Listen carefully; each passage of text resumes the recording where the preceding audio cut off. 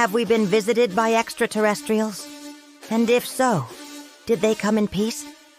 According to a recently released batch of classified NASA documents, the answer to both of these questions is yes. But it all happened in the 1960s. And since then, the government has been hiding the truth.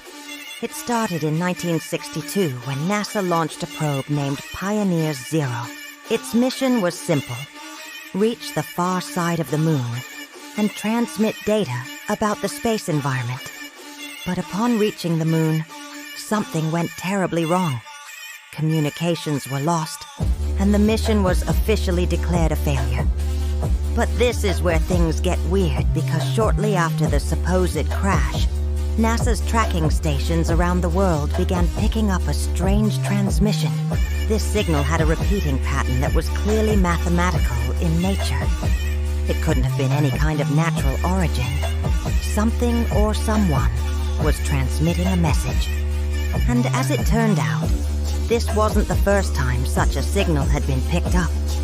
2 years prior, in 1960, during the height of the Cold War, the U.S.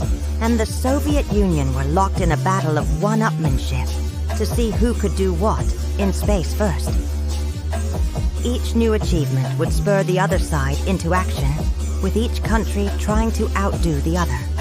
So when the Soviets launched Luna 3 and became the first to ever image the far side of the moon, America took this as a challenge.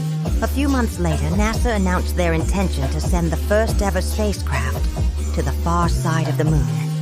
If they could do this, then they would control the first territory on the moon and win the race for outer space. But as we now know, Pioneer 0 failed to reach the moon.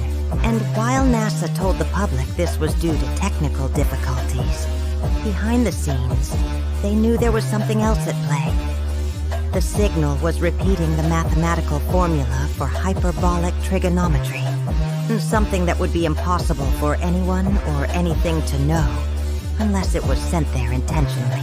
As the Cold War raged on Earth, a select group of NASA scientists were brought together under the name Project Orion X. Their orders: decode the message being sent from the far side of the moon. And what they discovered was shocking. The signal contained a clear image embedded within it. It was the first extraterrestrial transmission of its kind. A photograph taken from the far side of the moon, showing a humanoid figure wearing a suit unlike anything known to NASA at the time. What they did know, however, was the fact that no human could survive the radiation levels found on the far side of the moon.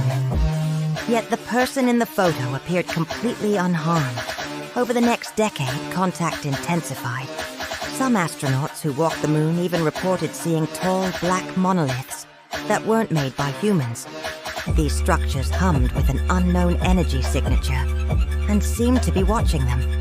In 1971, Apollo 14 astronaut Alan Bean even took a photograph of one of these monoliths, but it vanished from official NASA photos afterwards.